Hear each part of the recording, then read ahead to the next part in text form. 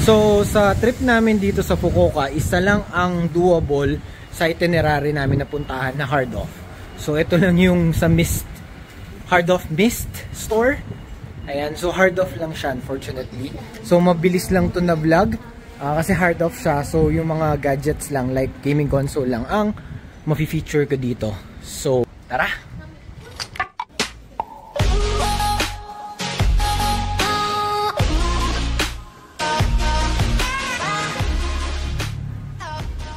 So ayan o, Heart of Mist store. So maliit lang siya o, ito lang siya. Okay. Yan, so pasok tayo. So ito yung mga ano nila, medyo mahal. Ayan o, PlayStation Mini. Ito yung mga switch light nila. Switch V2. Ito, nandito na tayo sa ano, yung 2DS. Medyo mahal.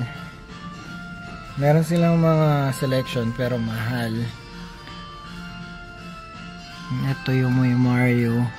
Actually Luigi to. 23,100. Tapos may Game Boy sila dito na color. Medyo mahal. May box doon 33,000. Ito yung advance. Micro double L. Mahal ng ano nila, even yung advance SP. Ito yung target ko game PSPs pero ang mahal. So magpapass na lang ako dyan. Yan. Ito naman yung mga junk nila.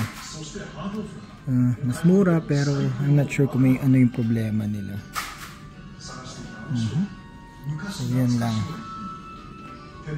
Yan, puro mga DSi. Oh, may Game Boy din pala din. Meron din ditong SP. Pero pangit condition. Color din. Puro pangit condition. Feeling ko sira na itong mga to. 4 parts na lang. Meron din pala silang toy section dito. Pero sobrang limited lang yung ano, selection. Ang Gundam 27.